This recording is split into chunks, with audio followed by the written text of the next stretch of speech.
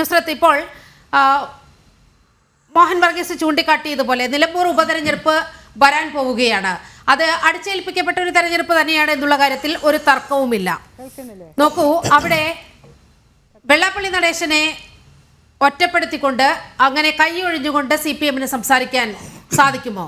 മാത്രവുമല്ല, CPM ഈയിടെ നടത്തുന്ന ചില അഭ്യാസ പ്രകടനങ്ങൾ നമ്മൾ കണ്ടതല്ലേ? പാർട്ടി കോൺഗ്രസിൽ പലസ്തീന് ഗാസയ്ക്ക് അഭിവാദ്യം അർപ്പിച്ചുകൊണ്ട് കഫിയെയൊക്കെ അണിഞ്ഞ് പാർട്ടി സമ്മേളനത്തിൽ സഖാക്കൾ ഇരിക്കുന്ന, മുഖ്യമന്ത്രി ഉൾപ്പെടെയുള്ളവർ ഇരിക്കുന്ന ദൃശ്യങ്ങളൊക്കെ പുറത്തു വന്നിട്ടുണ്ട്.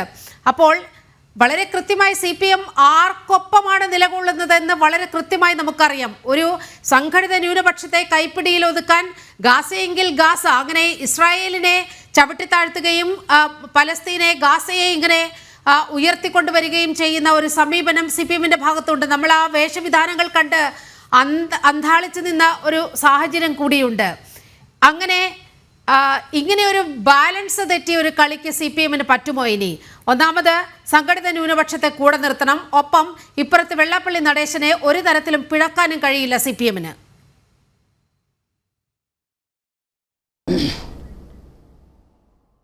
അതെ, ഇപ്പം അങ്കലാപ്പിലായത് CPM തന്നെയാണ്. ഒരു രക്ഷയില്ല. കാരണം അവർ ന്യൂനപക്ഷത്തിനെ കൈകോർക്കുക, ന്യൂനപക്ഷങ്ങൾക്ക് അവർ മാത്രമാണ് ഈ ഭാരതത്തിലൊരു വലിയ കൈത്താങ്ങായിട്ടുള്ളത് പറഞ്ഞ് മാത്രം വോട്ട് ശേഖരിക്കുന്ന ആൾക്കാരാണ്. ഇപ്പോൾ വണ്ടൂർ ഉപതെരഞ്ഞെടുപ്പ് അത് ഇതിലേക്കൊരു ഭാഗമാവും. അപ്പോൾ ഇതെല്ലാം വെച്ചിട്ടാണ് അവർക്ക് വർക്കൗട്ട് ചെയ്യേണ്ടത്. അപ്പോൾ ഇവരെ അജണ്ട എന്ന് പറഞ്ഞ മെജോറിറ്റി എന്ന് പറഞ്ഞാൽ, ഇപ്പോൾ ശരിക്കും കേരളത്തിലെ മെജോറിറ്റി എന്ന് പറഞ്ഞത് മുസ്ലിങ്ങളാണ്. അപ്പോൾ അവരെ എങ്ങനെ സന്തോഷിപ്പിക്കുക? പക്ഷേ എല്ലാ മുസ്ലിങ്ങളൊന്നും ഇത് സന്തോഷിക്കുന്നില്ല എന്നുള്ളത് ഇവർ മനസ്സിലാക്കണം. ബുദ്ധിയും വിവേകമൊക്കെ ഉള്ള കുറേ മുസ്ലിങ്ങളും ഈ നാട്ടിലുണ്ട്. ഇവർക്ക് മനസ്സിലാവും വേഷം കെട്ടുന്നതും ട്രാൻസ്ഫോർമേഷൻ പറഞ്ഞിട്ട് പുതിയ സ്റ്റൈലൊക്കെ ഇവർ കാര്യങ്ങൾ ഇറക്കുമ്പോൾ. ഇപ്പോൾ പാലസ്തീൻ അനുകൂലിക്കാൻ വേണ്ടിയിട്ട് അവരെ പാർട്ടി കോൺഗ്രസ്സിൽ വരെ ഇവർക്ക് ഇതുപോലെ ചെയ്യാൻ പറ്റുന്നത് അവരേറ്റവും സന്തോഷത്തിലിരിക്കുകയാണ്. പാലസ്തീനെയൊക്കെ ഇന്ത്യ തന്നെ സപ്പോർട്ട് ചെയ്യുന്നില്ലേ? നമുക്ക് പഴയ ഗവൺമെൻറ്റൊക്കെ കൊടുത്തതിനേക്കാളും കൂടുതൽ കൈത്താങ്ങ് പാലസ്തീന് കൊടുക്കുന്നുണ്ട്.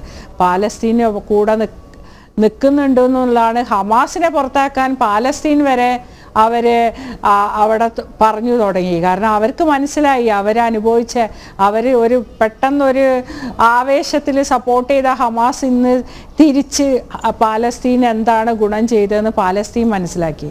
പക്ഷേ നമ്മളെ നാട്ടിലുള്ള സഖാക്കൾക്കും കോൺഗ്രസ്സുകാർക്കും ഒന്നും ഇപ്പോഴും മനസ്സിലായിട്ടില്ല. വേറെ രാജ്യത്തു നിന്ന് കയറി വരുന്ന തീവ്രവാദം നമ്മൾ സാധനങ്ങൾ വാങ്ങും പോലെയല്ല, ഇമ്പോർട്ട് ചെയ്യണ പോലെയല്ല സാധനങ്ങൾ, നമുക്കില്ലാത്ത സാധനങ്ങൾ. മതവും തീവ്രവാദവും ഇമ്പോർട്ട് ചെയ്യണ ഒരു സ്റ്റൈലിലേക്കാണ് പോണേ. ഇതിന് ജിഹാദ് എന്നല്ല, ഇത് ഇമ്പോർട്ടിങ് ടെററിസം. ഇതന്നെയാണ് ചെയ്തുകൊണ്ടിരുന്ന പല കാലങ്ങളിലും. ഓരോ രാജ്യം നശിപ്പിക്കുക. ഇന്ന് ആ ലെവലിലാണ് കളി നടന്നുകൊണ്ടിരിക്കുന്നത്. അപ്പോൾ ഈ രാജ്യത്തിനെ രക്ഷിക്കേണ്ട കടമ വെള്ളാപ്പള്ളിക്കും CPM-ന് സഖാക്കൾക്കും ഒക്കെ ഉണ്ട്. അത് മറന്നു പോവണ്ട. എല്ലാ മുസ്ലിങ്ങളും നിങ്ങൾക്ക് വേണ്ടി സന്തോഷം ഇരിക്കും. നിങ്ങൾ ഇത് പറഞ്ഞുകൊണ്ട് മുസ്ലിങ്ങളെ പീഡിപ്പിക്കുന്നു, മൈനോറിറ്റീനെ പീഡിപ്പിക്കുന്നു, ഇതന്നെ പറഞ്ഞുകൊണ്ടിരിക്കുക. ഏത് മൈനോറിറ്റിക്കാണ് ഇൻഡിവിജ്വലായിട്ട് എടുത്താൽ ഇവിടെ കേരളത്തിലൊരു പ്രശ്നം? ഇവർ തെക്കേ ഇന്ത്യ പറയല്ലാതെ ഒരു സാധനം നോട്ട് ചെയ്ത് കാണിക്കാൻ ഇവരെ കൊണ്ട് സാധിക്കില്ല. ഉണ്ടോ?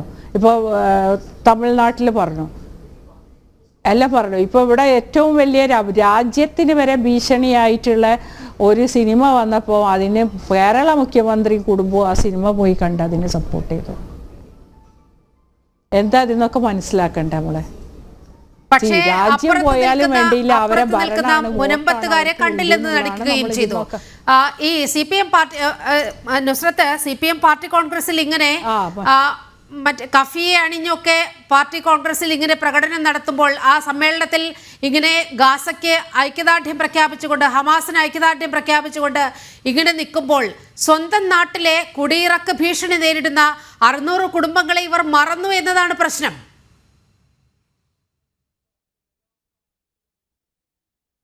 അത് മറന്നു. ആശാ വർക്കർമാരെ കണ്ടിട്ടില്ല അതിൻ്റെ പഠിക്കലിരിക്കണേ? അവരെയൊന്നും കണ്ടില്ല. തിയേറ്ററിൽ സിനിമ കണ്ടു, ഏതോ പാകിസ്ഥാൻ തീവ്രവാദികൾ ഇന്ത്യ കേരളം തകർക്കാൻ വരുന്നത് കണ്ട് കൈയടിച്ച ഇപ്പോൾ മുഖ്യമന്ത്രിയാണ്, അതാണ് കുടുംബമാണ്. അതിനൊക്കെ പറ്റി നമ്മളെന്താ പറയുക? അപ്പോൾ വോട്ട് മാത്രം, അതിൻ്റെ അപ്പുറത്തേക്ക് ചിന്തിക്കുന്നില്ല അവർ. കാരണം ആകെ കമ്മ്യൂണിസ്റ്റ് പ്രസ്ഥാനം നിൽക്കുന്ന ഒരേ ഒരു പ്ലാനറ്റ് നമ്മുടെ കേരളമാണ്. അവിടെ എങ്ങനെയെങ്കിലും ഇവരെ പിടിച്ചു നിർത്തി ഇവരെ സന്തോഷിപ്പിച്ച് മറ്റുള്ള ആൾക്കാരെ എന്താ പറയുക ഇല്ലാതാക്കുക എന്നുള്ള ഒരു ഇതാണ്. കാരണം അത് നമ്മൾക്കറിയാലോ, എന്താ പറയുക, ഗണപതി അപമാനിച്ചവന് എല്ലാവിധ സപ്പോർട്ടും ഗവൺമെന്റിൽ നിന്ന്. അതായത് ഗണപതി മിത്താണെന്ന് പറയുമ്പോൾ അതിന് വലിയ സപ്പോർട്ട് നൽകുന്ന ഒരു സ്ഥിതി, മൈനോറിറ്റി സപ്പോർട്ട് അത് കൊടുക്കുന്നത്. പിന്നെ ശബരിമല പോയ ഒരു സഖാവിനെ അവർ വലിച്ച് വാരി ഒട്ടിക്കും. പക്ഷേ മക്കത്ത് പോയി ഉമ്രക്ക് പോയ ഒരു സഖാവിനെ അവർ അത് വാനോളം ഉയർത്തും. നോമ്പുതുറ അവർ കാണിക്കും. പിന്നെ പൂവിട്ടിട്ട് ഓണാഘോഷം അവർക്ക് ബേജാറ് പിടിച്ചത്, നവരാത്രി അവർക്ക് ബേജാറ് പിടിച്ചത്. അതെന്താ? അപ്പോൾ ആ ഡിഫറൻഷ്യേറ്റ് രണ്ടിനെയും ഒരേപോലെ കാണുകയാണെങ്കിൽ നമ്മളൊക്കെ കുട്ടിക്കാലത്ത് കണ്ട കമ്മ്യൂണിസം, കേട്ട കമ്മ്യൂണിസം, കാറൽ മാർക്സിൻ്റെ കമ്മ്യൂണിസം ഇതൊന്നുമല്ല. അപ്പോൾ അതൊന്നും അല്ലാതെ സന്തോഷത്തിന് വേണ്ടി ഒരു ഭാഗത്തേക്ക് മാത്രം ചായ്വുള്ളതെന്നല്ല, ശരിക്കും അത് ശക്തമായിട്ട് തന്നെ നമ്മൾ അറിയിക്കുക. എങ്ങനെയെങ്കിൽ നരേന്ദ്രമോദിയെ താഴെ ഇറക്കി അങ്ങോട്ട് കോൺഗ്രസിനെ.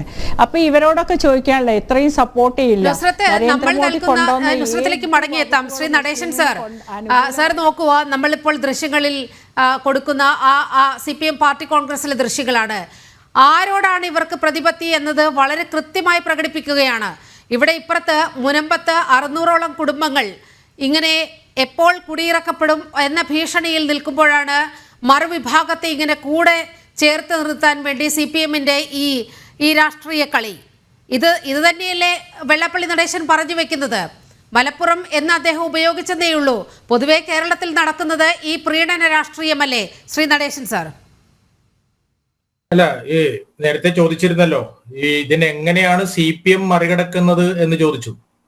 ഈ കോൺഗ്രസ് പാർട്ടിയും പാർട്ടി കോൺഗ്രസും എപ്പോഴും ചിന്തിക്കുന്നത് ഇതിനെ മറികടക്കാൻ വേണ്ടിയിട്ടാണ്. അതിലെ ഏറ്റവും വലിയ അടവ് നയത്തിന്റെ ആശാന്മാരാണ് CPMകാർ.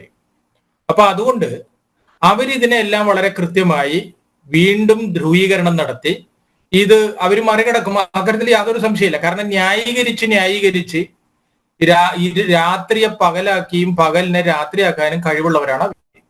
അതുകൊണ്ട് അവരത് മറികടക്കുമെന്നുള്ള കാര്യത്തിൽ സംശയമില്ല. മറ്റൊരു കാര്യം, ഇപ്പോ വഖഫ് ബോർഡുമായിട്ടുള്ള വിഷയം വന്ന സമയത്ത് ഇവര് രണ്ടു കൂട്ടരും സ്വീകരിച്ച നിലപാട്, ആ നിലപാട് ഇതുപോലെ തന്നെ അത് ന്യൂനപക്ഷത്തെ എന്താ പറയാ ന്യൂനപക്ഷങ്ങളുടെ അവകാശത്തെ ചോദ്യം ചെയ്യുകയാണ്, അവരുടെ എല്ലാം ഭൂമി പിടിച്ചെടുക്കാൻ പോവുകയാണ് എന്ന് പറഞ്ഞുകൊണ്ട് ഇവര് രണ്ടു കൂട്ടരും ഒരേ തൂവൽ പക്ഷികളെ പോലെ നിന്നുകൊണ്ടാണ് പ്രസംഗിച്ചത്. ഇവരെന്തുകൊണ്ടാണ് സുപ്രീം കോടതിയും നമ്മുടെ ഡൽഹിയിലുള്ള എയർപോർട്ടും അതുപോലെ തന്നെ പാർലമെന്റും എല്ലാം നിലനിൽക്കുന്ന സ്ഥലം വഖഫ് ബോർഡിൻ്റെതാണെന്ന് പറഞ്ഞിട്ട് പോലും ഇവരൊരു വാക്ക് പോലും പറയാൻ തയ്യാറാവുന്നില്ല? ഇതിനെ സംബന്ധിച്ച് ധാരാളം ചർച്ചകൾ നടന്നതാണ്. പക്ഷേ ഈ വസ്തുസ്ഥിതിയെ സംബന്ധിച്ച് സ്പർശിക്കാൻ അവിടെ പാർലമെന്റിൽ വലിയ രീതിയിൽ സംസാരിച്ച പ്രേമേന്ദ്രനാവട്ടെ മറ്റുള്ള ആരും തന്നെ അതിനെക്കുറിച്ച് മിണ്ടാതെ വളരെ ശ്രദ്ധാപൂർവമാണ്. അപ്പോ ഇതെല്ലാം കാണിക്കുന്നത് ഇവരിങ്ങനെ ഒരു ഭാഗത്ത് വളർത്തി ഒരു ഭീകരതയെ അമ്മാനമാടിക്കൊണ്ടുള്ള പ്രവർത്തനങ്ങളാണ് നടത്തിക്കൊണ്ടിരിക്കുന്നത്. എമ്പുരാൻ സിനിമയിലും കണ്ടത് തന്നെയാണ്. സിനിമ എല്ലാവർക്കും അറിയാം, അതൊരു ഉത്തമമായ ഒരു കലാമാധ്യമമാണ്. കല എപ്പോഴും ജനങ്ങൾക്ക് വേണ്ടിയിട്ടാവണം, വിഭാഗീയതയ്ക്ക് വേണ്ടി ആവരുത്. ഒരു കാലത്ത് സംഭവിച്ച തെറ്റുകളെ വീണ്ടും ആവർത്തിച്ച് ജനങ്ങളിൽ മുറിപ്പാടുകൾ ഉണ്ടാക്കാൻ ശ്രമിക്കുന്നത് ആരാണെങ്കിലും അത് മനുഷ്യവിരുദ്ധമാണ്, രാജ്യവിരുദ്ധമാണ്. പക്ഷെ അതിനെയെല്ലാം എല്ലാ തരത്തിലും സപ്പോർട്ട് ചെയ്യുന്ന തരത്തിലേക്ക് കാര്യങ്ങൾ പോകുന്നു. ഇന്നിപ്പോ ആ കാര്യങ്ങളെല്ലാം കൈവിട്ടുകൊണ്ടിരിക്കുകയാണ്. ആരാണ് ഇതിന്റെ പണം എവിടെ നിന്നാണ് കിട്ടിയത് എന്നുള്ള കാര്യങ്ങളെ സംബന്ധിച്ചുള്ളതായ ചർച്ചകൾ നടന്നുകൊണ്ടിരിക്കുന്നു, നടപടി സ്വീകരിച്ചുകൊണ്ടിരിക്കുന്നു. അപ്പോ ഇതിന്റെ എല്ലാം പിന്നിൽ സംഭവിച്ചിട്ടുള്ളത് എന്താന്ന് വെച്ചാല് ആഗോളതലത്തിൽ നടക്കുന്ന ഇന്ത്യക്ക് വിരുദ്ധമായ, ഇന്ത്യയെ ഒരു തരത്തിലും വളരാൻ അനുവദിക്കില്ല, 5ാം സ്ഥാനത്ത് സാമ്പത്തികമായി അവിടെ നിന്ന് മുന്നേറിക്കൊണ്ടിരിക്കുന്ന, സായുധ ശക്തിയിൽ മുന്നേറിക്കൊണ്ടിരിക്കുന്ന ഭാരതത്തെ തകർക്കുക എന്ന അജണ്ടയുമായി പ്രവർത്തിക്കുന്ന ആഗോള ഭീകരതയെ സപ്പോർട്ട് ചെയ്യുന്ന സമീപനമാണ് ഇവിടുത്തെ എന്താ പറയുക, ഇടത് രാഷ്ട്രീയക്കാരാണെങ്കിലും വലത് രാഷ്ട്രീയക്കാരാണെങ്കിലും അവര് ചെയ്യുന്ന ഓരോ കുസൃതിത്തരമോ അല്ലെങ്കിൽ വളരെ കൃത്യമായിട്ടുള്ള അജണ്ട നടപ്പാക്കലാണ് ഇതിന്റെ എല്ലാം പിന്നിൽ ഉള്ളത്. ഇപ്പോ നാം കാര്യങ്ങൾ ഇതിനെ എല്ലാം മറികടക്കേണ്ടതുണ്ട്. ഒരിക്കലും നമ്മുടെ കേരളം എല്ലാം ആകെ അധപ്പതിച്ചെന്നോ ജീവിക്കാൻ കൊള്ളില്ലാത്തതാണോ എന്ന രീതിയിൽ വരുത്തി തീർക്കാൻ പാടില്ല. എവിടെയൊക്കെയാണോ പ്രശ്നങ്ങൾ ഉള്ളത് അതെല്ലാം പരിഹരിക്കാനുള്ള ബുദ്ധിയും വിവേകവും നിയമമുള്ള രാജ്യമാണ് നമ്മൾ. തീർച്ചയായിട്ടും ആ നിലയിലേക്ക് നമ്മുടെ ചർച്ചകൾ വരികയും എവിടെയെങ്കിലും ജാതിയുടെ പേരിലോ മതത്തിന്റെ പേരിലോ മറ്റെന്തിന്റെയെങ്കിലും പേരിലോ അവന്റെ മനുഷ്യാവകാശങ്ങൾ ലംഘിച്ചിട്ടുണ്ടെങ്കിൽ അത് ചർച്ച ചെയ്യണം. അത് വെള്ളാപ്പള്ളി പറഞ്ഞാലും നമ്മൾ കേൾക്കണം, അത് സുകുമാരൻ നായർ പറഞ്ഞാലും കേൾക്കണം, അത് പിന്നെ മുസ്ലിം ലീഗിന്റെ ആളുകൾ പറഞ്ഞാലും കേൾക്കണം. അതാണ് വേണ്ടത്. അതാണ് കേരളത്തിൽ വേണ്ടത്.